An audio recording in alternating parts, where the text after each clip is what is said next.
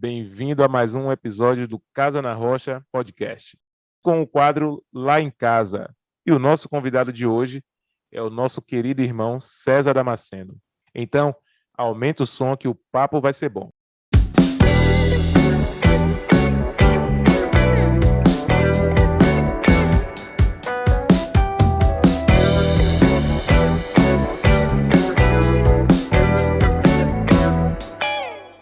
Bem-vindo, meu irmão. Pode entrar que a casa é sua. Mano, se apresenta para esse povo santo que está nos ouvindo. Olá, Fábio, boa noite. Como você já disse, sou César Damasceno, né? Nasci aqui em Salvador, na Bahia, 53 anos, 53 aninhos, né? Sou casado com Lucila e tenho 3 filhos, a Daniele, a mais velha, o Estevão e o Isaac, né? Discípulo de Jesus e também exercendo o diaconato aqui na igreja em Salvador com os irmãos. Prazer, obrigado pelo convite. É nós que agradecemos. E quando eu digo nós, porque eu não estou sozinho, eu estou aqui também acompanhado dos meus companheiros, fiéis companheiros, Fernando Santana e Ramon Bastos. Dá um alô para esse povo santo aí. E aí, César, tudo bem? E aí, companheiro Tudo bem, Fábio, querido? companheiro Ramon. Prazer estar mais uma vez com vocês aqui, né, e podermos juntos conversarmos sobre esse assunto que tem muita interrogação, na verdade, né? Tem muita coisa aí que a gente vai percebendo que ficou meio que esquecida, ou simplesmente não falamos, mas eu achei a proposta do assunto perfeita. Maravilha! Mais um Lá em Casa, mais uma oportunidade de falar de coisas concernentes ao reino. E para a gente vai ser uma oportunidade de ouro estar aqui com o César, falando sobre o diaconato, né? Esse serviço na casa do Senhor. Então, segue o fluxo. Eu queria que inicialmente aqui você falasse sobre Atos 6. Capítulo 6, que vai ali do versículo 1 ao 6, ou talvez estendendo um pouco mais, fique livre. Mas nos fala um pouco sobre esse capítulo. Atos 6, ele surgiu basicamente por conta de uma queixa das viúvas dos helenistas, né?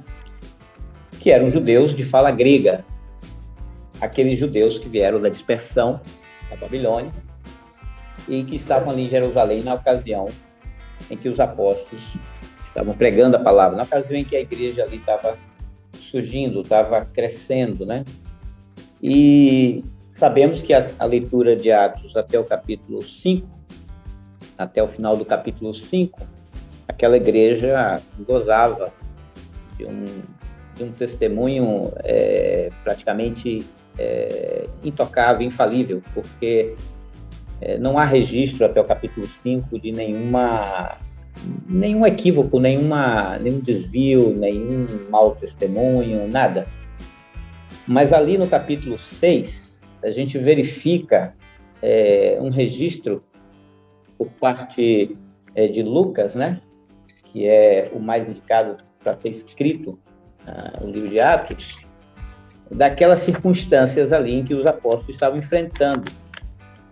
E, basicamente, isso que ocorreu foi em função do crescimento em números daquela igreja ali.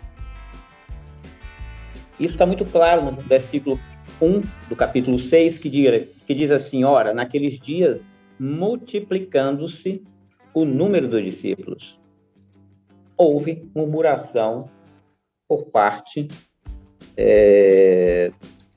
das viúvas dos helenistas, né? Na verdade, a murmuração ocorreu por parte dos helenistas, e obviamente está incluído aí as viúvas, né? E essas murmurações eram contra os hebreus, porque as viúvas dele, segundo eles, estavam sendo esquecidas na distribuição diária. Então, nota-se que havia uma distribuição diária, e essas viúvas estavam sendo esquecidas. Bom, o fenômeno é o seguinte: a igreja estava crescendo e muito ali, no capítulo 1. Ocorre esse episódio com a queixa dos helenistas. Os apóstolos agem rápido, né? No versículo 2 diz que os 12 convocaram a comunidade dos discípulos e disseram: não é razoável que nós abandonemos a palavra de Deus para servir as mesas. Então surge pela primeira vez a palavra mesas no Novo Testamento, e nós vamos falar isso mais à frente.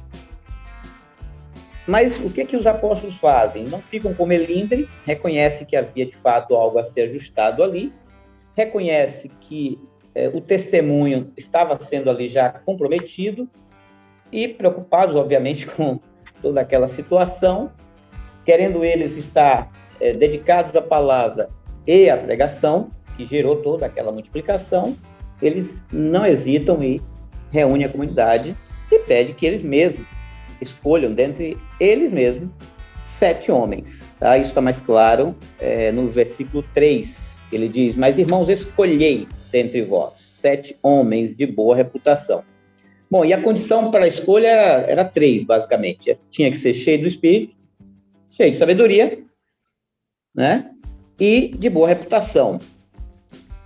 E aqui tem uma palavra que aparece que ele diz: aos quais encarregaremos, né?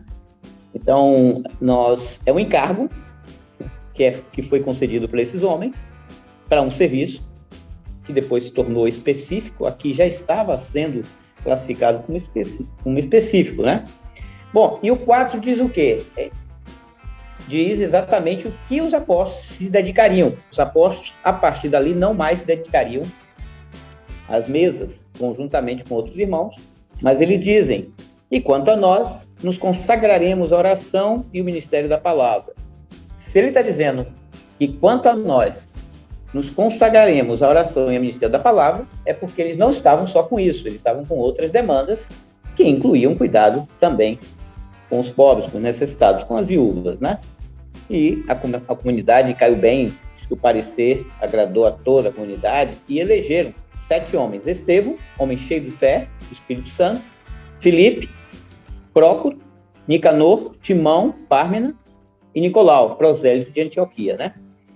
O curioso aqui, Fábio e demais irmãos aqui, é que todos os 7 que foram escolhidos, eles eram de origem helenistas também. Todos eles eram de fala grega. Bom, não se sabe ao certo o porquê que a congregação escolheu só helenistas.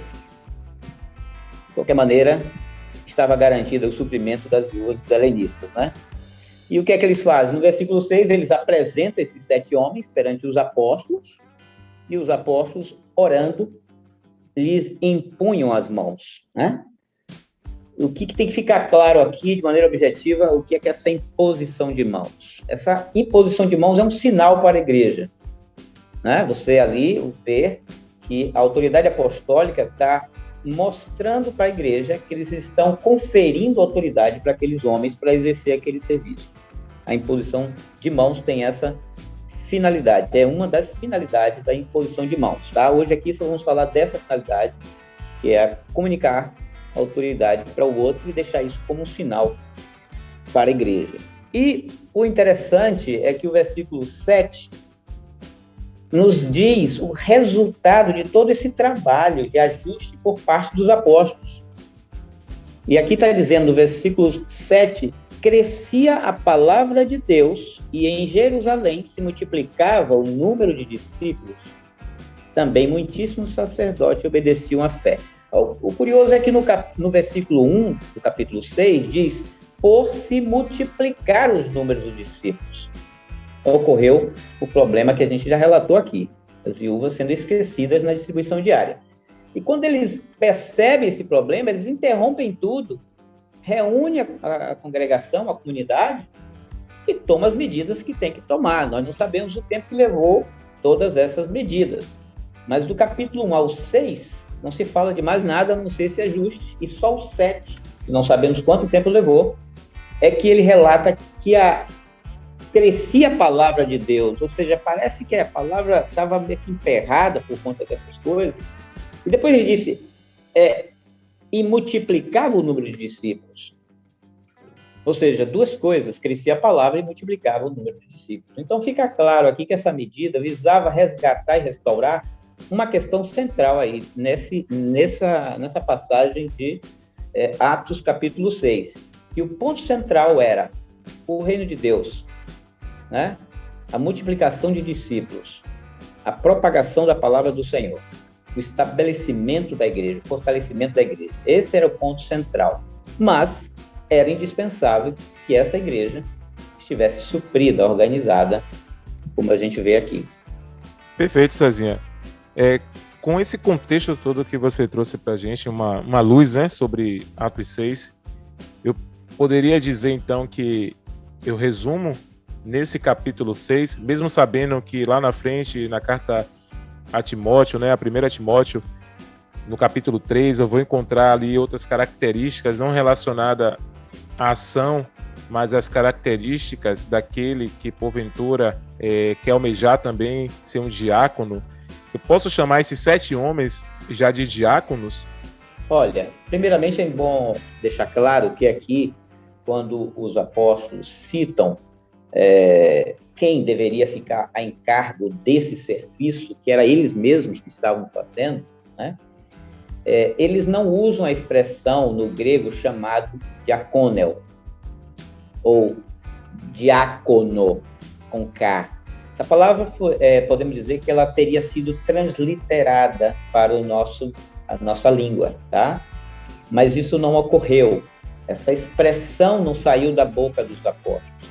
A expressão que saiu da boca dos apóstolos eram, no melhor dizendo, foi 7 homens. Então, e homens lá, olhando no original, ele não tem nenhum outro significado, senão unicamente homens. 7 homens, tá? Então, isso, de certa forma, nos traz uma luz, porque no imaginário desses apóstolos não aparecia ou não tinha essa expressão diácono, tá? Eles queriam ali 7 homens. Evidentemente que depois de 30, 35 anos depois, lá com a dispersão, com a igreja que surgiu no mundo gentílico, e quando Paulo escreve aos Filipenses, que é a primeira menção aos diáconos, ali no versículo 1 de Filipenses, né, capítulo 1, ele fala que a carta é escrita aos bispos e diáconos. Então, a igreja de Filipos foi a primeira igreja que Paulo fundou, tá? Então, na Europa. E essa igreja, quando Paulo está remetendo a carta, escrevendo para eles, ele já se dirige a diáconos. Então, esse ofício, esse encargo já estava estabelecido naquela igreja, muito provavelmente pela implantação da instrução do próprio apóstolo Paulo. E quando Paulo vai escrever ao discípulo, a carta apostólica que ele manda para o Timóteo, a primeira carta, ele fala também de diáconos, mas ali não havia diáconos naquela igreja. Ele ali está dizendo como Timóteo deveria se comportar em relação a esse encargo, a esse ofício, né? Na verdade, ele instrui Timóteo em 2 ofícios, né? Que é bispo, que é o episcopo, que é uma variável do presbítero, e o diácono, que são os 2 únicos ofícios na igreja, mas só depois de muito tempo. Mas ali, naqueles apóstolos, em Atos 6, eles não mencionam a palavra diácono. Agora, eu costumo dizer o seguinte, que aquilo que aconteceu ali foi, e pode ter sido, assim, inconsciente, é o embrião da diaconia. Ali existia uma diaconia, sim, que é diferente do ofício diaconal. A diaconia sempre existiu na igreja, né? Enquanto Jesus estava exercendo o seu ministério, a diaconia existiu. Ali mesmo com os apóstolos, em todo o livro de Atos, até o capítulo 5, já existiu. Toda a conclusão no livro de Atos também. A diaconia sempre existiu, porque a diaconia é o serviço propriamente dito, tá? Mas a palavra diácono, não, ali não aparece, tá? Você tocou em 2 palavras que talvez sejam desconhecidas. Explica aí pra gente, o que é diácono e o que é diaconia? Olha, o termo diácono vem do grego, como eu já falei, diácono, com K, que significa servo, há pelo menos aí 29 citações dessa palavra grega, né, diáconos, no Novo Testamento. Ela também, essa mesma palavra é usada de diferentes formas. Ela está tanto relacionada à diaconia no ministério, como também diaconia de servir as mesas. Mas a palavra diácono simplesmente significa servos. Tá? Diáconos são mordomos do serviço de Deus aos santos. Eu já disse isso antes. Servos que trabalham nos bastidores. Às vezes não é nos bastidores. Eles servem, suprem as necessidades dos irmãos. E servem nas diversas mesas, né? Inclusive, essa expressão mesas é a que aparece em Atos 6. Por que mesas, no plural? Porque não tem só uma mesa, são várias mesas na igreja. Ou seja, há diversas áreas de necessidade dos irmãos, em especial os irmãos pobres, necessitados, e também com assistência aos ministérios, né? O diácono é basicamente isso. No grego, você não encontra outro significado senão servo. Você vai encontrar lá também a palavra para isso como mordomo, né? Tem outros significados, mas a palavra mais clara que está ali para nós é servo. São homens que estão para servir a igreja, tá? Mas aí alguém pode dizer, mas todos na igreja não são servos? Sim, todos na igreja são servos. Mas, quando se diz respeito a assumir responsabilidades dentro da igreja, que não podem ser negligenciadas de maneira alguma, que precisam ser pautadas, perseguidas e cumpridas em favor da igreja, comissionadas pelo presbitério. Necessidades essas que já foram levantadas, que são cruciais e que precisam de soluções. Aí, a despeito ou independentemente de haver servos que possam estar ali suprindo mutuamente um ao outro, ficou claro para os apóstolos que a instituição do diácono, da pessoa e da figura desse diácono, com suas características, né, e condições e critérios para entrar nesse ofício, eles precisariam assumir essa responsabilidade de suprimento sem negligência, né, e com total responsabilidade em favor da igreja. Então, são servos? São, mas são servos específicos, com responsabilidades específicas para garantir, com toda a responsabilidade, né, cobrir todas as necessidades que são pertinentes a ele perante a igreja, né? Não quer dizer com isso que constituir diácono significa que esse diácono vai assumir a responsabilidade legítima de cada servo da igreja. Não. Esse diácono não está para fazer no lugar de outro, mas fazer coisas ou garantir que coisas serão feitas sem que haja negligência no suprimento, como de fato ocorreu em Atos 6. Ali houve uma negligência, houve um descuido, né? Então, para que evitasse isso, os apóstolos entenderam que de comissionar homens específicos, com características, com condições específicas, para suprir com garantia as necessidades dos irmãos.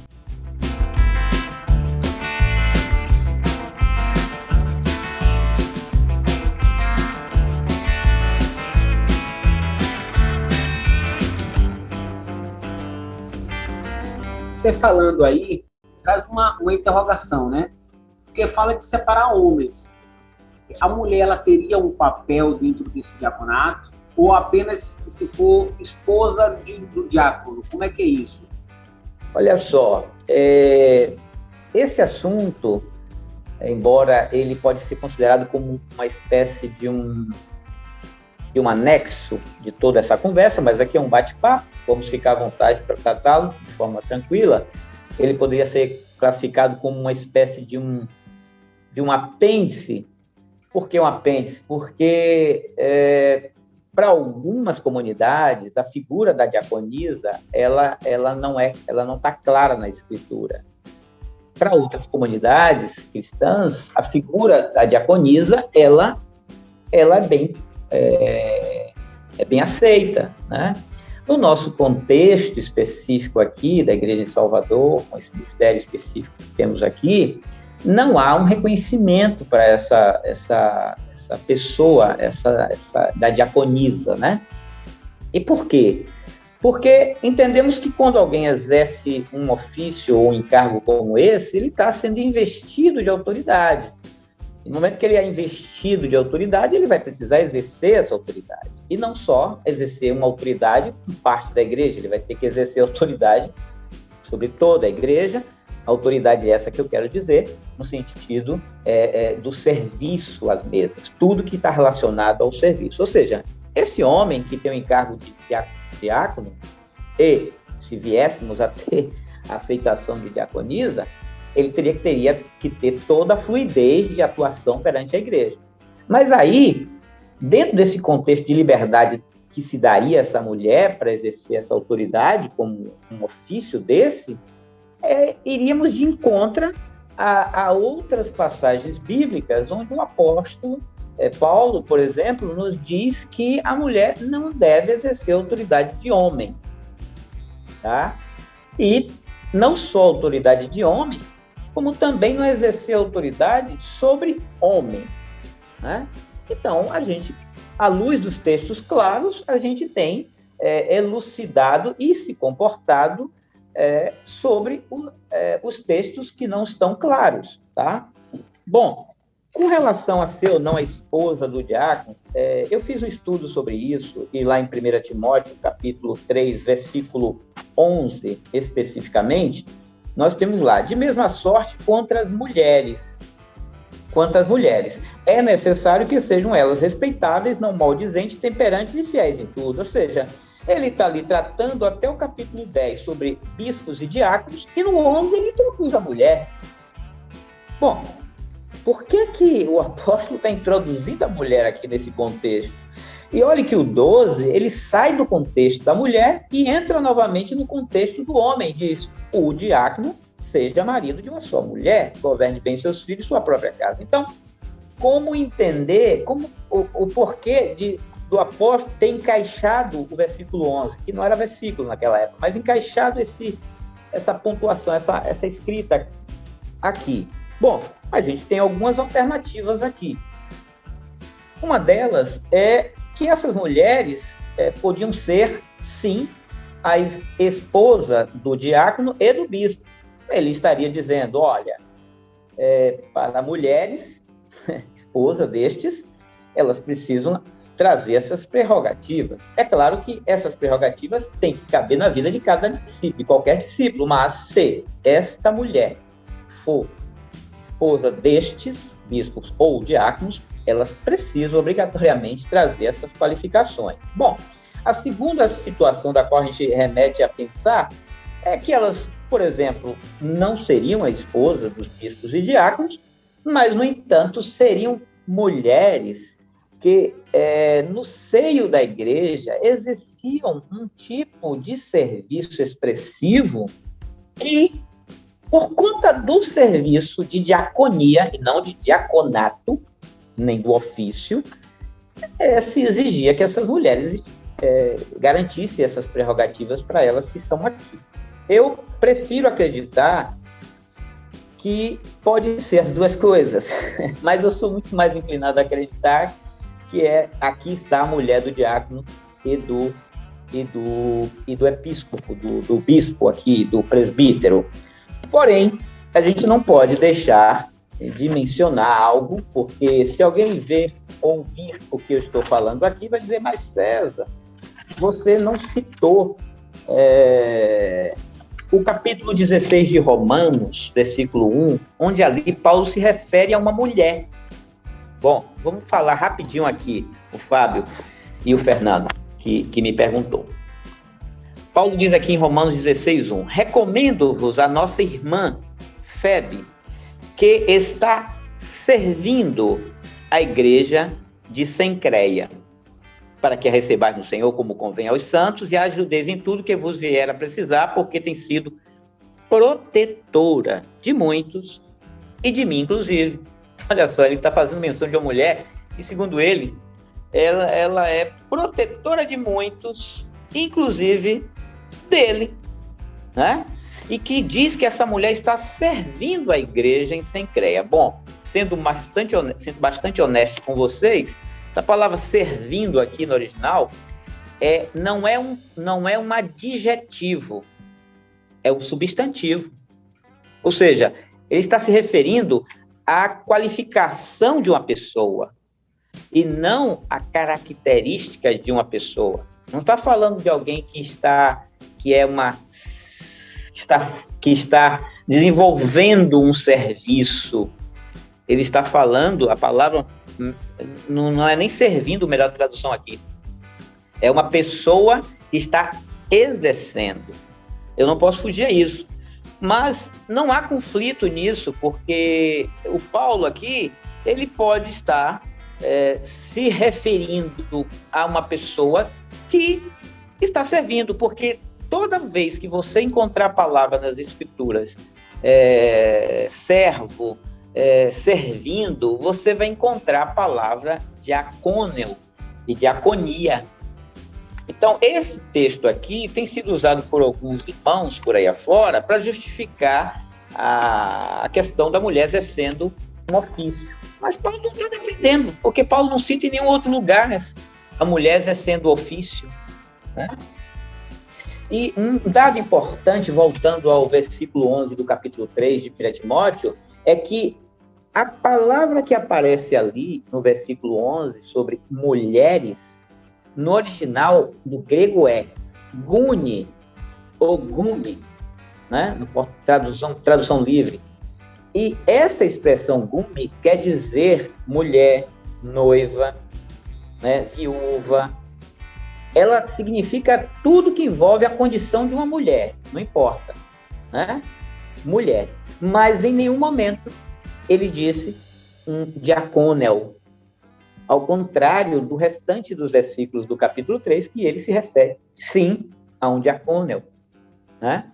A um diácono, na verdade, né? A um diácono de fato. Mas quando ele cita mulher, ele fala simplesmente mulher. Do mesmo modo que quando Pedro cita em Atos 6, ele diz 7 homens, é homem e pronto, mulher ali é mulher e pronto. Ele não atribui, no versículo 11 de 1 Timóteo, um encargo, um ofício. Ele atribui a uma pessoa. Perfeito, César. Traz uma clareza para mim, particularmente, porque eu estava lendo exatamente esses dois textos e fiquei assim um pouquinho pensativo, né? O que é que Paulo quis dizer quando ele fala de febre, né? E a minha fé lá em 1 Timóteo é que ele estava falando, ele estava se referindo às esposas dos diáconos, porque a gente sabe que nossa esposa ela acaba servindo com a gente, não dizendo que elas vão fazer o que nós fazemos, mas quando, por exemplo, eu recebo pessoas na minha casa, minha esposa está recebendo comigo, todo aquele preparo que nós fazemos juntos. Na verdade, o que você está falando é bastante coerente, porque se você imaginaria, nós não podemos nem nos permitir imaginar que para o diácono se exige todas aquelas condições, mas para a esposa dele não. Então, se escolheria um diácono qualificado e uma esposa desqualificada? Então, cai muito bem a ideia de ser o cuidado do apóstolo, que quando você escolher o diácono, fique de olho na esposa para se ela traz todas essas características.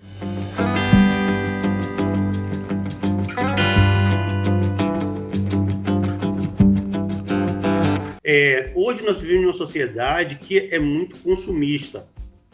E aí, como no texto de Atos, fala da distribuição, já havia a distribuição, já havia esse espírito, né, da diaconia na igreja.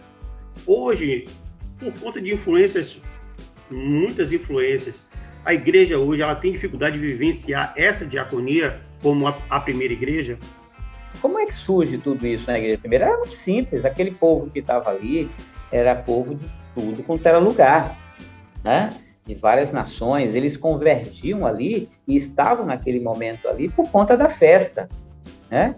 A festa que os judeus tinham, as festas ocorriam ali e eles estavam naquele contexto ali. Alguns, quando foram para aquele local para adorar, né? Claro, com seus costumes pagãos ou não, com sua religiosidade ou não, enfim, não vem ao caso. O fato é que afluiu para ali pessoas de diversos lugares, diversas localidades, e gente muito pobre. Teve gente que não conseguia nem voltar para sua casa, né? Não podemos imaginar que toda aquela gente que se converteu era de Jerusalém, não era. Muitas daquelas pessoas vinham de longe, e ao se converter ali, alguns se abrigavam nos arredores, né, de Jerusalém, de maneira bastante precária, né, em tendas, enfim. E por conta dessa pobreza, né, na conversão, eles converteram muita gente pobre. Tá? Os apóstolos enfrentaram uma realidade bastante difícil ali. Quando eles se convertem, havia uma necessidade eminente de suprimento básico, né? E a hospitalidade foi exercitada ali, né? O suprimento básico diário, né? Havia uma distribuição diária, estava dizendo ali, né? E as viúvas eram uma das que se beneficiavam desse suprimento diário, né? Não tinha como fugir essa realidade. O amor estava impregnado no coração dos apóstolos, o suprimento. Você vê que nas jornadas de Jesus multiplicava o pão para os pobres. Então, ele acolhia e socorria, né? Isso está lá em Lucas, capítulo 9, versículo 11, muito claro, né? Então, os apóstolos, a mesma coisa. Quando as multidões acudiam para ouvir a palavra dele, eles se convertendo, eles se viam na necessidade de suprir, porque não tinha como outro. Por isso que, até o capítulo 5, diz que tinham tudo em comum, né? Repartiam as suas refeições com alegria e singeleza de coração, né? Não havia dificuldade, eles repartiam de fato. Bom, para se falar da questão hoje atual, ela, dentro do nosso contexto, porque se a gente falar de maneira ampla é mais complicado, mas se a gente falar dentro do nosso contexto, essa realidade ela deixa de existir, porque mesmo que havendo pobres se convertendo em nosso meio, esse pobre tem várias características. Ele pode ser um pobre desempregado, ele pode ser um pobre que ganha muito mal, um pobre que veio do mundo com uma gestão de finanças pessoais muito complicada, sem saber administrar, e tudo isso ele vai aprender como lidar agora com a nova vida com Cristo, que é administrar suas finanças. E nesse primeiro momento que ele chega, a gente vai ter todo um critério, mas o amor ali de acolhê-lo é indispensável, ele vai precisar ser acolhido e orientado, né? E instruído, mas dificilmente o suprimento deixaria de chegar para ele. A diaconia em si, ou seja, o serviço mútuo dos irmãos perto dele, próximo dele, acontecerá, e ele vai ser suprido. E se esse esforço desses irmãos não for suficiente, aí sim entraria os diáconos para suprir essa lacuna que a igreja ali não está conseguindo, né? É para isso que os diáconos servem, para garantir um suprimento depois do esforço de toda a irmandade ali, em relação àqueles irmãos mais pobres. Então, eu não consigo enxergar, imaginar hoje, nosso meio, nosso contexto, algum irmão que fique sem alimento ou roupa, né? Porque se a gente vive a relação de juntas e ligamentos, de andar próximo, de vida na vida, não tem como essa pessoa que cuida da outra não saber a realidade que ela está vivendo, e não tem como ela deixar de suprir esse irmão, né? Que aí a gente ia incorrer naquilo que o Tiago fala, né? Com relação a ver se o irmão passar necessidade e fechar-lhe a mão, né? Então, nós aprendemos, né? Então, quando o irmão converte, a gente supre, mas instrui para que ele administre corretamente, ele possa ser introduzido no mercado de trabalho, ele possa administrar suas finanças e não ser um eterno necessitado. Por quê? Porque é importante lembrar que lá em Atos, até o capítulo 5, diz que não havia entre eles nenhum necessitado. Então, que belezura, que maravilha, né? Não havia um só necessitado, mas no capítulo 6 já tem necessitado, né? Então, você percebe que houve uma negligência ali da Irmandade e uma necessidade de organizar o serviço. Pronto. Não, com a organização do serviço, não tira a responsabilidade dos irmãos, mas o serviço precisou ser organizado, colocando homens à frente para vigiar, para serem guardiões dessas necessidades, né? Garantir o suprimento.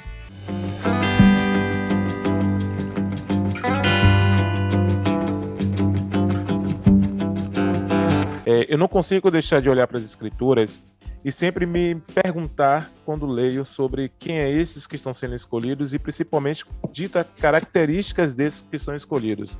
Pedro fala sobre que sejam cheios do Espírito, fala que tenham sabedoria e fala que eles precisam ter boa reputação. Então, o que as Escrituras querem me dizer quando fala desses 3 pontos? Cheio do Espírito. O que é ser cheio do Espírito aqui?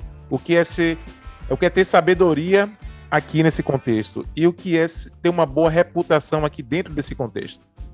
É bom entender que em Atos 6, capítulo 3, ele fala, primeiro, boa reputação. O que é boa reputação? Está relacionado a caráter. Essa pessoa não poderia ser escolhida se ela tivesse qualquer coisa contra ela no meio em que ela estava convivendo ali. Boa reputação, já resume tudo, tá? Não dever nada a ninguém, boa reputação. Ser só de uma só palavra, boa reputação, entende? Então, tudo que envolve o caráter, essa pessoa precisava ser de absoluta lisura no seu caráter. Boa reputação. Ou seja, ele tinha uma reputação boa perante as pessoas que conviviam com ele.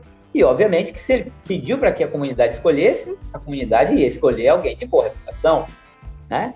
Que não esteve envolvido em nenhum tipo de descuido no trato financeiro, sim, boa reputação, né? Que não estava devendo a ninguém ali da comunidade, sim, boa reputação, né? Que não era pego em algum tipo de engano na sua boca, né? Diz uma coisa para um e diz uma coisa para o outro, sim, boa reputação, isso é caráter. Então, é como se o Pedro dissesse assim, olha, ele tem que ter boa reputação, reúna tudo que é de bom, do caráter de um homem, que se exige, boa reputação. Tem a ver com qualificação, tá? A pessoa tinha que ter essa qualificação. A outra característica aqui é cheios do Espírito. Bom, mas todos os discípulos não eram cheios do Espírito? Sim, eram cheios do Espírito. Mas estes que estão sendo escolhidos, eles precisavam ser aferidos. Estes homens são cheios do Espírito? Sim, são cheios. Mas o que são ser cheios do Espírito? Bom, uma pessoa cheia de Espírito é cheio de mansidão, é cheio de submissão, é cheio de gratidão. Uma pessoa cheia do Espírito, não podemos confundir com uma pessoa fervorosa apenas. Uma pessoa que fala de forma eloquente, que fala com fervor e que expulsa demônios e que cura. Não era isso que estava na cabeça dos apóstolos, porque cheio do Espírito, é como dizer assim, aquele que diz que está nele também deve andar como ele andou. Aquele que diz que está no Espírito também deve andar como ele andou. Então, nós temos que andar no Espírito, ser cheios do Espírito. Então, eu preciso manifestar a vida de Cristo para os meus irmãos. Cheio do Espírito é cheio de mansidão, é cheio de submissão, é cheio de gratidão. Uma pessoa que não é cheio da carne. Não é cheio de ingratidão, de murmúria, de queixas, e por aí vai. Ela é cheia do Espírito. Tá? Essa seria... aí não é necessariamente... tem a ver com qualificação, mas não tem a ver com caráter. Tem a ver com capacitação de Deus na vida dessa pessoa. Essa pessoa compreendeu, né, a vida de Cristo e vive essa vida. Ele é cheio do Espírito, tá? De Deus. Ele anda no Espírito. E com relação e de sabedoria, aqui também é cheio de sabedoria, é muito simples de entender isso. Não podemos imaginar que todo mundo que se converte é cheio de sabedoria. Não, não é. Ele pode até vir a ser, e pode vir a ser, e deve vir a ser. Né? Deve ser o alvo de todo discípulo, ser cheio de sabedoria. Mas essa condição para esse homem era indispensável. Agora você imagina, se alguém que estava recebendo aquela incumbência naquele momento para aquela situação tão grave, né, que estava acontecendo ali, né, uma viúva sendo esquecida, né? Você podia até esquecer de outra pessoa, mas uma viúva, alguém desamparada, que não tem um marido para sustentar, que não tem ninguém, inadmissível.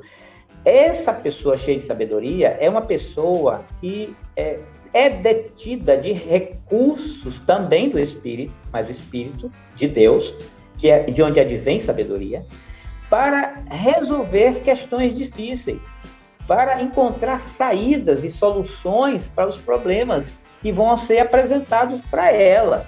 Imagina que você coloca uma pessoa para exercer esse cargo e quando os apóstolos ou os presbíteros dissessem para ele, olha, resolve essa questão aqui, e ele simplesmente transferisse a responsabilidade para outro ou dissesse assim, não, mas eu não sei fazer isso. Não. Então já escolhe alguém cheio de sabedoria, porque quando ele vier diante de alguma situação difícil, ele vai ter sabedoria para trazer as soluções para essas questões. Tá? É muito simples, você compare com José. José era um homem cheio de sabedoria. Então, quando a adversidade veio sobre o Egito, José, cheio do Espírito e cheio de sabedoria, deu uma alternativa para o rei, né? Para que ele pudesse fazer toda aquela, guardar durante 7 anos suprimentos, para que nos anos de fome ele tivesse suprimento. Né? Então, ali a sabedoria, ele encontrou uma saída. Né? Agora, um exemplo contrário, em Lucas 9:11, quando os discípulos estão ali, passaram o dia todo ali, 3.000 pessoas seguindo Jesus, Lucas 9:11, e aí de repente vai caindo a tardinha, os discípulos chegam no pé do ouvido de Jesus, olha, despede as multidões, porque olha, está caindo a tarde, e manda elas pelos campos circunvizinhos para que ache comida e hospedagem. Jesus, não, dei vós mesmo de comer. Aí vem ele com desculpas. Não, mas Jesus, olha, para a gente alimentar essa gente toda aqui, a gente teria que ter não sei quantos aqui de recursos. E nós, normalmente, aqui só tem aqui 2 pãezinhos e 5 peixinhos aqui. Então, Jesus percebe que não havia neles recurso para aquilo, mas Jesus desafia eles. Eles transferiram a responsabilidade que Jesus tinha dado para eles, de suprir aquelas pessoas. E quando Jesus dê você mesmo, eles não conseguiram fazer aquilo. Eles é como se dissesse assim, olha, manda eles se virarem aí, manda eles saírem, olha, ainda deram a dica, manda eles para os campos vizinhos para procurar comida e hospedagem. Então, não se pode esperar que uma pessoa escolhida aqui no contexto de Atos 6, que é esses 7 homens, pudesse dizer isso para os apóstolos quando acontecesse a dificuldade. Eles tinham que ter sabedoria de Deus para achar soluções.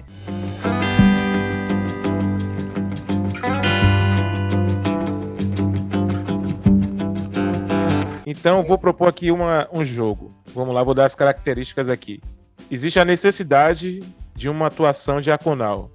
Existe Fábio com as características de Atos 6 e 1 Timóteo capítulo 3. Então nós agregamos isso para a escolha de Fábio como um diácono ou tem mais? O que é que nós temos que fazer hoje para fazer essa equação? Se lá atrás aqueles homens não foram chamados de diácono, no entanto ali era o embrião do diaconato ou da diaconia, como se queira chamar. Mas o fato é que a gente não pode hoje dispensar essas 3 características, que é boa reputação, que está replicada em 1 Timóteo, a gente vai explicar agora, cheio de sabedoria e cheio do Espírito. Né? Então, aquelas prerrogativas ali, elas não mudam. Elas se agregam a 1 Timóteo. Olha só, lá nós temos um aspecto que é de caráter e 2 aspectos que está relacionado à capacitação em Deus, cheio do Espírito e cheio de sabedoria. Tá? Quando você vem para Timóteo, Paulo me parece que em função dos problemas, aqui é uma inferência minha, não estou afirmando aqui, mas se eu simplesmente não tocasse nesse assunto, por que Paulo fez isso? Mas quando Paulo vai estabelecer os critérios aqui para a escolha de um diácono para Timóteo, ele amplia a lista. Aí você imagina, por que Paulo ampliou essa lista? Agora, olha onde ele ampliou. Semelhantemente quanto a diáconos, é necessário que sejam respeitáveis. Uma pessoa de boa reputação é uma pessoa respeitável. Pronto, está dentro daquele tema lá. Caráter, respeito por outros, ser respeitado por outros, ou se dar ao respeito, ou se conduzir de forma, né, que exprime respeito, exprima respeito, é caráter, tá? Boa reputação. Vamos lá. Respeitável. De uma só palavra, pronto. Boa reputação, caráter. Não inclinado a muito vinho, ou seja, ele é um homem que tem domínio próprio exercendo no uso do vinho, né? O que aqui está falando, não inclinado a muito vinho. Ele não está dizendo que não tome vinho, não seja muito inclinado. Ele pode tomar, mas ele não pode ser muito ávido pelo vinho, inclinado ao vinho, né? Não cobiçoso de torpe ganância. Isso é ou não é boa reputação? Alguém que não é dado à avareza. Imagine que você vai colocar um diácono que é cobiçoso de torpe ganância. Ele, quando começar a administrar as finanças da igreja, ele certamente vai ser muito mais tentado a fazer uso de uma coisa que não é dele, de um dinheiro que não é dele. Tá? Então, aí é caráter também. E o 9, conservando o mistério da fé. Opa, aqui não é caráter. Aqui são aspectos espirituais. Caráter também é espiritual, mas aqui são aspectos espirituais inerentes a este homem. Mas o que é mistério da fé? Bom, com a consciência limpa. Ele tem que, na mente e na consciência dele, não deve ter nada, nenhuma dúvida sobre a pessoa de Jesus. Porque o mistério da fé aqui é Cristo. Isso está lá em Efésios, capítulo 3, de 3 a 5, está lá em Efésios, capítulo 1, de 9 a 10, fala do mistério da fé que estiver oculto, se tornou manifesto a nós, a saber, Cristo em vós, a esperança da glória. Então, o mistério da fé é Cristo, que não é mais mistério.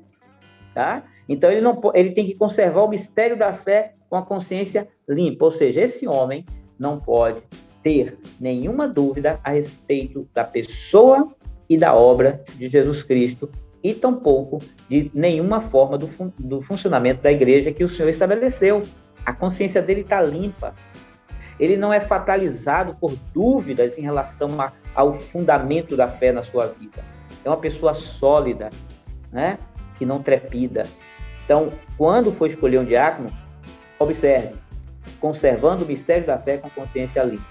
Ele conserva o mistério da fé, ele guarda. Ele tem uma boa consciência? Tem. Nada na mente dele o fataliza, ou coloca em dúvida em relação. Ele é bem fundamentado.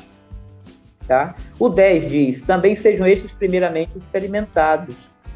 Bom, é um teste que ele vai ter que passar antes de ser conduzido ao diaconato, ou receber imposição de mãos, ou ser ordenado, seja a expressão que queira, né?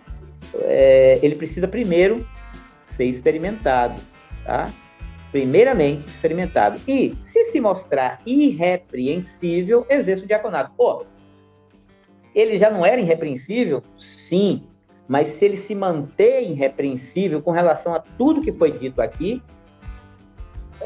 conduza ele para o diaconato. Ele tem que se mostrar irrepreensível, ou seja, que não seja passivo de repreensão, ou de um homem que é facilmente repreendido por qualquer coisa. Não, irrepreensível não quer dizer que não falha, significa que não é uma pessoa que é flagrada em erros que o desqualifique. Não, uma pessoa que tem uma boa conduta nessas esferas que foram faladas aqui. Então, ele só pode exercer se ele, primeiramente, for experimentado e se mostrar irrepreensível. Então, eu diria que é somar aqueles elementos que estão lá, em Atos, mais esse daqui. Porque tem duas coisas. Mas aqueles que estão em Atos lá, praticamente não estão aqui, não está explicitamente aqui. E os que estão aqui não estão de lá. Uma coisa explica a outra. Primeiro, Paulo jamais excluiria o aspecto da boa reputação. Isso é ponto pacífico.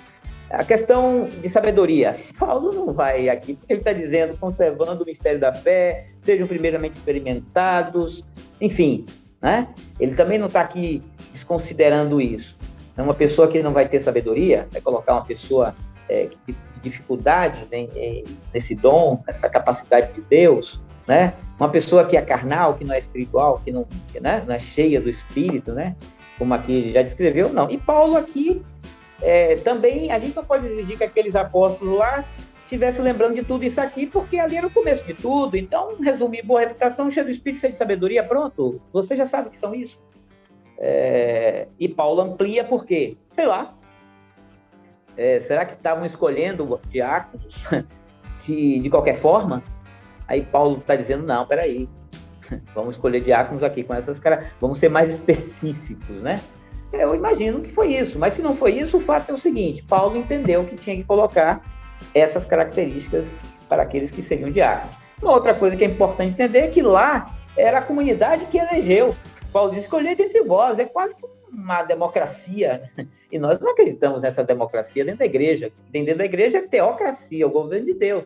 Mas Paulo diz assim, olha, escolher dentre vós. Bom, ele falou com os líderes, os anciãos, ele falou com toda a comunidade. Lá está dizendo que ele falou com a comunidade. Então a comunidade já sabia quem eram as peças-chave ali. E foram escolher e levaram 7 homens, né? Podia ter 20, mas levaram 7. Os apóstolos pediram só 7, tá? Então, eu faço essa equação aí, de juntar as duas coisas. Por outro lado, também, aqui não diz imposição de mãos, né? Mas lá diz, né? Então, como fazer isso? Vamos anular a imposição de mãos lá, porque aqui Pedro fala, mas Paulo não fala. Pedro não fala de todas essas coisas, mas Paulo fala. Pedro não fala de mulher, mas Paulo fala. Você está entendendo? A gente precisa tirar o maior proveito do que as Escrituras nos traz, juntando tudo que é de bom e colocar isso como uma condição para isso que a gente está escolhendo, para que o melhor serviço seja dado à igreja, da parte do Senhor, através desses homens.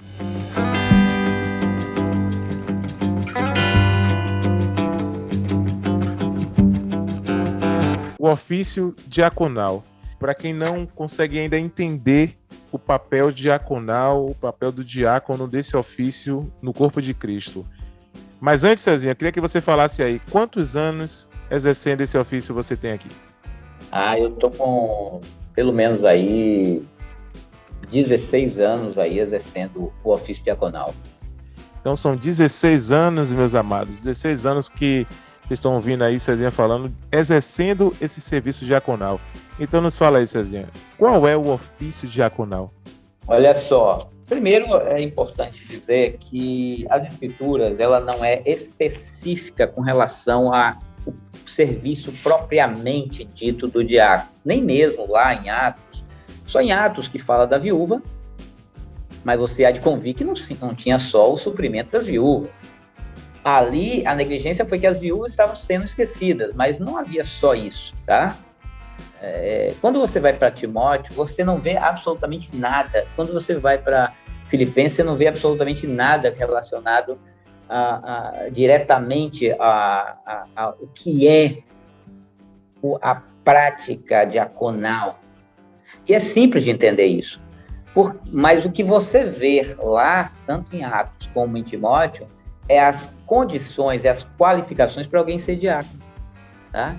Porque uma vez que essa pessoa é imbuída dessas qualificações e capacitações, né, tanto do caráter como do espírito, enfim, na visão, né, e que também é uma pessoa que está aprisionada a essa vocação, o resto está resolvido, porque os problemas, eles são de ordem contemporânea. Então, nós não podemos imaginar que os problemas de lá atrás serão os mesmos de hoje. E os de hoje, nem de longe, são os de lá atrás. Então, nós enfrentamos um tipo de demandas diversas dentro desse contexto de ofício diaconal, que não há parâmetro de instrução bíblica para isso, não. O Espírito Santo não está preocupado com isso, Jesus não está preocupado com isso. Fome, escassez de roupa, moradia, é a questão mais básica de todas. Saúde, medicação, isso são as questões mais básicas. Mas não é só isso que se resume o ofício diaconal, tá? O ofício diaconal se resume, no nosso tempo presente, a inúmeras outras coisas, né? Naquela época o sistema financeiro era outro, o sistema tributário era outro, né? As exigências eram outras para os homens.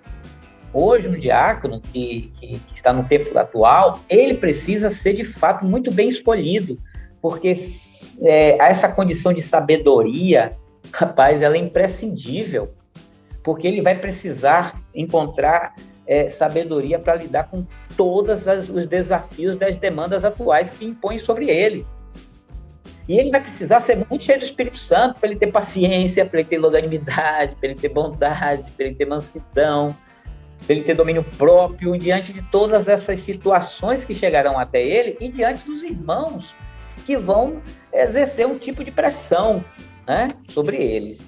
Então, assim, as mesas de ontem não são as mesmas mesas de hoje. Se eu tivesse que dizer quais são as mesas de hoje, vamos aqui, as principais mesas da diaconia no tempo atual, que é de responsabilidade dos diáconos, tá? Pobres e necessitados. Um diácono precisa entender de pobres, ele precisa entender o que é um pobre, e ele precisa entender o que é um necessitado, que é coisas completamente diferentes, tá? Bom, quantas mulheres solteiras nós temos em nosso meio, em situação de risco alimentar e moradia, que foram abandonadas por seu marido, e que elas precisam requerer o direito de pensão e de bens. Isso requer sabedoria do diácono para buscar assessoria jurídica. Então, tem muitas coisas envolvendo. Elas muitas vezes sofrem que os seus maridos... Eu mesmo já fui em residência de irmãs que foram espancadas pelos maridos. E a gente tinha que fazer denúncias.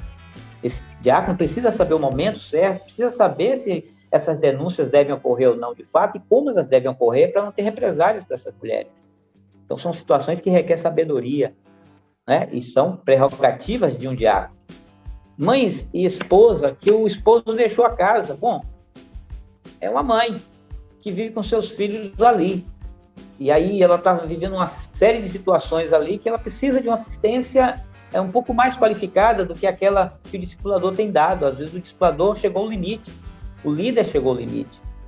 O pastor até sabe fazer, o líder até sabe fazer, mas se tem o diácono, vamos incumbir eles de encontrar uma alternativa para que essa mãe que o esposo deixou a casa possa desenvolver uma renda que supra a sua própria casa e sobrecarregue a igreja, né?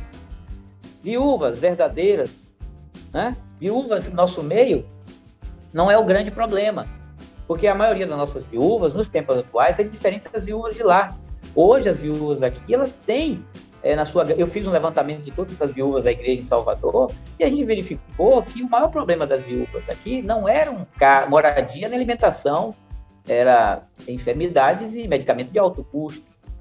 Mas a grande maioria estava assistida com o benefício que o próprio governo dá, né, o fato das heranças de seu esposo. Então, praticamente ninguém estava sem moradia. Então, o foco não são as viúvas do nosso meio. Mas quem são o foco, então? As mães solteiras, né? As mães que o esposo deixou a casa. Então, as viúvas não são, assim, o problema aqui em nosso meio. Estrangeiros, nós também acolhemos muito estrangeiro.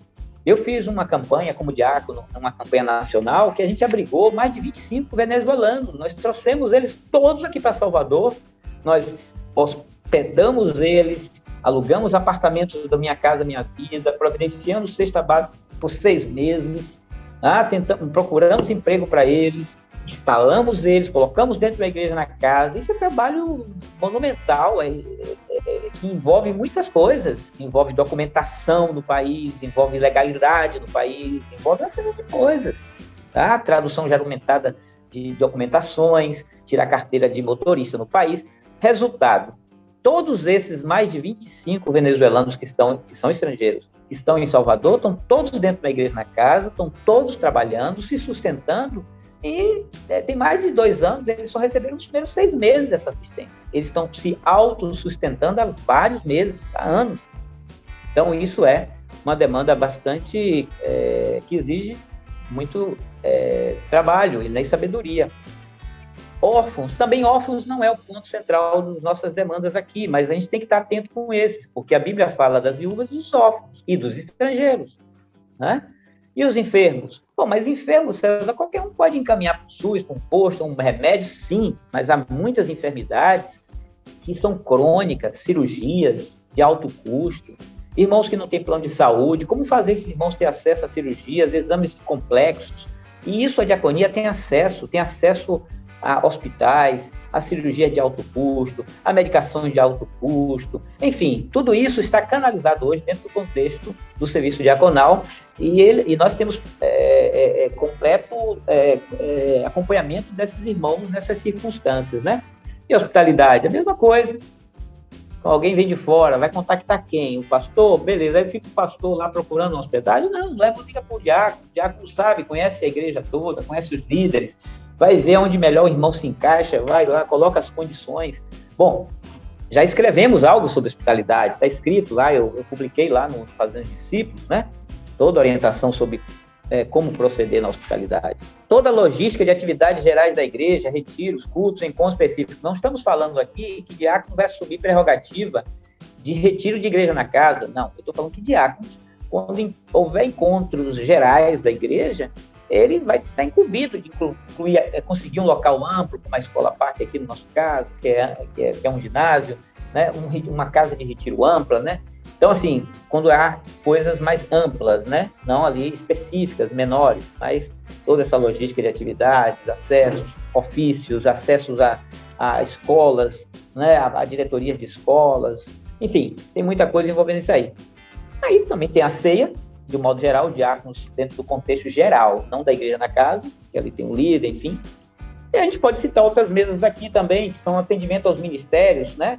Hoje nós temos os apóstolos, profetas, evangelistas, pastores, alguns, todo esse ministério é assistido pelo diaconato, tá? E eles precisam de apoio para esse. Não, assim, não está se falando que nós vamos dar apoio à sua vida pessoal, mas todo o apoio dentro do contexto ministerial dele, né? Assessorias diversas, por exemplo, a igreja precisa de indicação de profissionais da área jurídica, previdenciária, hospitalar, funerária, profissional. Hoje nós temos uma assessoria funerária que um parente do irmão morrer, e a gente dá toda a assessoria. Então, ele sai ali com o caixão, ele sai ali com o local para enterrar, ele vai pagar tudo direitinho, ele fica preocupado, tem traslado, a gente faz para dentro do estado, para dentro do país, para fora do país. Tudo isso é de know-how, vou usar essa palavra aqui mais moderna, dentro do contexto da expertise diaconal. Isso é perfeitamente cabível, flui com muita tranquilidade, né? Jurídica, previdenciária, hospitalar, funerária, profissional. E a administração, por fim, das finanças, né? Todo esse recurso, esse material também eu escrevi sobre, está lá em Fazendo Discípulos, a administração das finanças, como administrar todos esses recursos, que é fruto da generosidade dos irmãos, nós temos que ter muito cuidado com isso. Quando vocês tiverem acesso, vocês vão ver lá toda a graça com que Deus nos capacitou para escrever sobre isso, né? E os cuidados que a gente tem que ter, os critérios e a quem se destina, né? Até porque a administração dessas finanças vai redundar em uma gestão de equidade e justiça em favor dos que têm tempo integral, né? O ganho, né? O salário dos que têm tempo integral, que a Bíblia fala, né? E a administração geral, né? Os patrimônios que a igreja tem, você tem um acampamento ali, você tem um escritório que atende os irmãos, você precisa de gestão administrativa, né? E as publicações, a mesma coisa, você tem que ter habilidade para produzir material, né? Para criar equipes que fomentem esses materiais. E as missões? Bom, tudo que envolve a logística, a finança e a parte jurídica. Eu já fiz missões, eu já fui para outro país, eu sei o que é necessário. Então, hoje nós temos como trocar as moedas de um país para o outro, o tempo de permanência no outro país, os documentos necessários, as vacinas necessárias para estar no outro país, toda essa parte logística. Ele é expulso do país, como é que a gente faz? Como é que é a embaixada do país? Né? A credenciais com o ministro em outro país. Imagine, você vai dar uma comissão dessa para um irmão? Não, você precisa ter diáconos que possam estar devidamente habilitados com essa tal da sabedoria de Deus para desenvolver tudo isso. Eu estou aqui falando de uma maneira geral, mas tem muitas outras coisas que envolvem as mesas do serviço diaconal no tempo atual. Cezinha, você falando aí que está falando de um aspecto geral, nossa, eu fiquei aqui pensando que trabalho enorme esses homens na casa do Senhor têm, viu? Porque se isso é só um aspecto geral, eu fico me perguntando quem são esses homens. Aí eu garanto a você que nada disso que foi feito aqui é feito pelos pastores. Por quê? Porque não é razoável que eles vão fazer isso. Porque senão eles não se dedicam à palavra e à oração. Eu queria saber, Cezinha, o que é que você mais se dedica? Porque ele não conseguia encontrar tempo para você aí.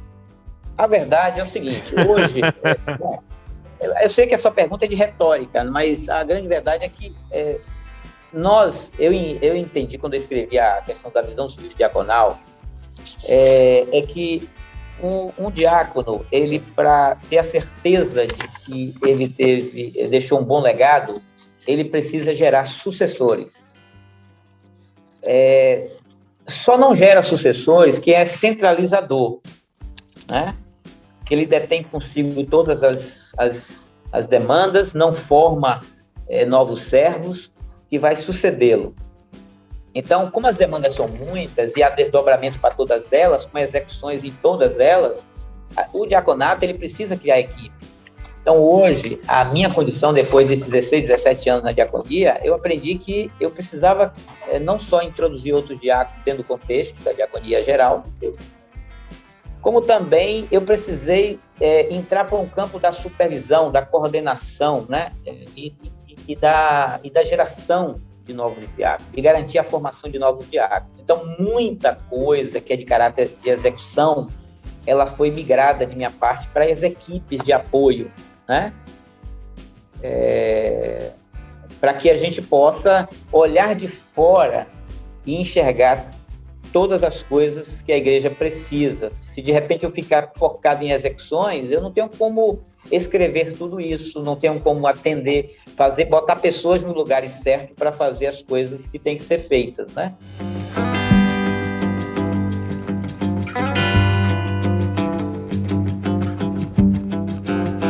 Bom, se você está falando aí de sobrecarga diaconal, ela só vai acontecer se você não tiver um núcleo de diaconato que estude e planeje a expansão do serviço diaconal de modo a distribuir demandas para que se haja um melhor gerenciamento. Eu diria o seguinte, o que é um diácono?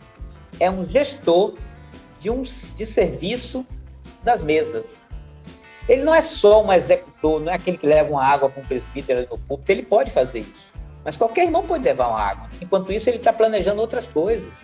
Ele é um gestor, ele olha de cima, ele enxerga tudo que é necessário e aponta as soluções. Há um risco de uma sobrecarga diaconal? Isso muitas vezes é inevitável, porém há maneiras pelas quais podemos evitar esse desvio. Pronto. O diácono deve resolver demanda de acordo com o seu perfil. Isso é possível. Um diácono fica com algumas demandas que desenvolve melhor e o outro com outras demandas peculiares ao perfil dele. Bom, na administração da graça que Deus dá ao diácono, ele deve servir primeiramente na força que Deus supre, né?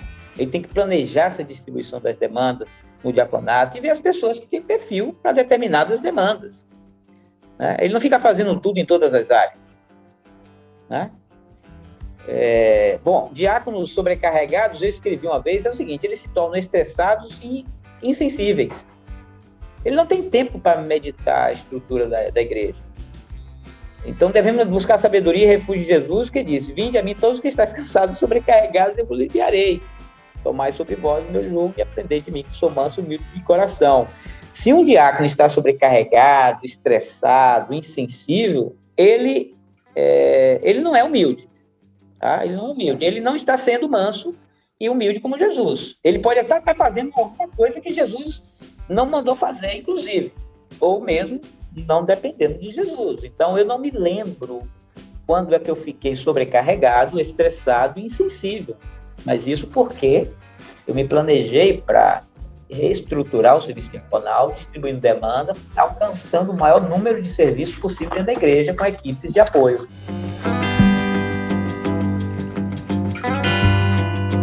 Cezinha, se você hoje tivesse a oportunidade de dar uma dica, eu vou para o micro agora, né? Para os irmãos que auxiliam o diaconato nos grupos caseiros, qual dica você daria, qual palavra de estímulo você daria para esses irmãos? Olha, a primeira coisa que eu diria, eu vou dizer que o primeiro equívoco na formação dos auxiliares do diaconato, e quando eu falo auxiliares do diaconato, não está resumido apenas aos auxiliares dentro da igreja na casa, aqueles dois lá, né? Um diaconato, ele precisa se cercar de uma equipe multifuncional, que inclui esses dois diáconos do grupo caseiro, tá? sobretudo porque a gente tem que entender que os diáconos hoje, no nosso contexto de igreja, eles não estão em tempo integral. Nós somos 24 diáconos ao todo na igreja de Salvador, mas apenas 2 estão em tempo integral, que sou eu e Tony. Os 22 restantes não estão em tempo integral. Tem a vida secular, tá? Não tem muito tempo, mas estão ali, dedicados, foram escolhidos para isso. Ok, eles precisam formar as equipes. Agora, essas equipes, elas precisam ter não a mesma exigência que foi feita para o diácono, aquelas características. Porém, eu diria que essas equipes todas, seja quem for, todos eles precisariam tomar conhecimento da visão do serviço diaconal, tá? Do que é um diácono, do que envolve a diaconia na igreja, do que é as demandas do diácono. Ou seja, esses auxiliares precisam adentrar mais na essência do que é o serviço diaconal, para que eles façam como se fossem diáconos, mas dentro dos limitadores deles, normais, mas que façam de coração, que façam com esmero, que façam com dedicação, e que se capacitem o máximo possível, porque eles são a ponta, eles são os dedos que vão alcançar aquele irmãozinho lá dentro da igreja, na casa. Então você imagine, os diáconos, por analogia, é a extensão do coração dos presbíteros, do presbitério. E os auxiliares do diaconato na igreja, na casa, é a extensão desse coração dos diáconos. A gente não pode imaginar que os diáconos alcançam todos os irmãos. Então, se você não tem uma equipe de apoio qualificada, com o coração aquecida, com a visão clara, ele não vai reproduzir com qualidade lá na ponta. Então, esse é o recado que eu daria. Muni-lo de uma visão adequada, a mesma que o diácono tem que ter, e capacitá-los para que eles deem o melhor possível e representem da melhor maneira o coração de Jesus como servo. E corresponda à expectativa do presbitério e do diaconato.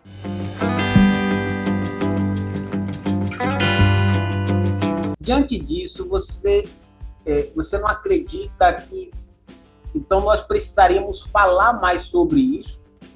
Porque a realidade é que a gente ouve pouco ou quase nada, né, sobre esse serviço, e quando ouve, fica muito restrito a simplesmente aqueles que já estão envolvidos nisso.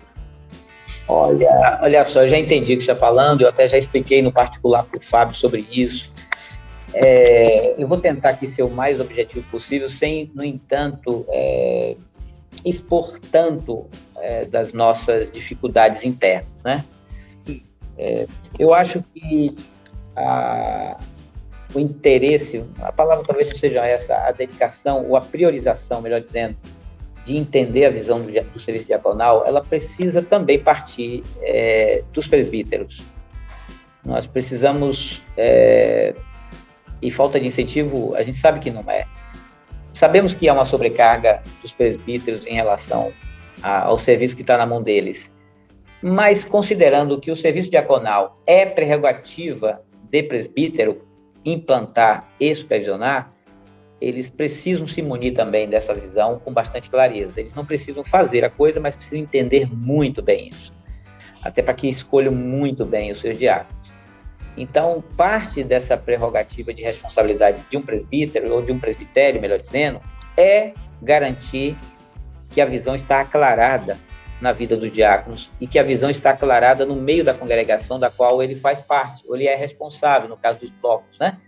Então, ali, ele necessariamente, o presbitério, independente que seja aqui ou fora daqui, não importa, ele precisa tomar para si essa responsabilidade de garantir a visão, garantir o entendimento, garantir a carga na vida dos irmãos em relação a essa questão do diaconato. E não só isso, ele precisa estender um outro assunto que também eu escrevi sobre isso, que é a diaconia de todos os santos, tá? Isso nós vamos abordar em um trabalho que nós vamos fazer para toda a igreja. Esse trabalho de diaconia, de informar a igreja, ou engajar a igreja dentro de uma característica que é fundamental e que é parte do caráter de Jesus, que é servir, precisa estar em toda a igreja. Toda a igreja precisa entender o que cabe a ela de diaconia, né?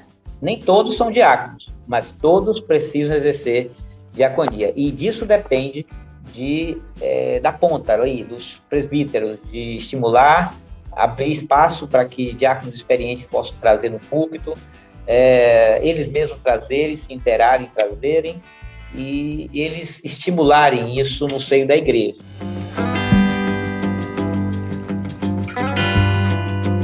Zezinha, está sendo maravilhoso esse tempo aqui com você, com meus companheiros. Com certeza. Acredito que essa conversa poderia ter uma parte 2, parte 3, parte 4. Muitas das nossas conversas em particular foi me trazendo mais esclarecimento, né, sobre esse trabalho, sobre esse ofício, sobre essa demanda tanto histórica quanto atual. Então eu queria agradecer aqui a sua presença, agradecer aqui você ter gravado conosco, ter se disponibilizado a estar conversando sobre esse assunto. Ótimo, bom demais.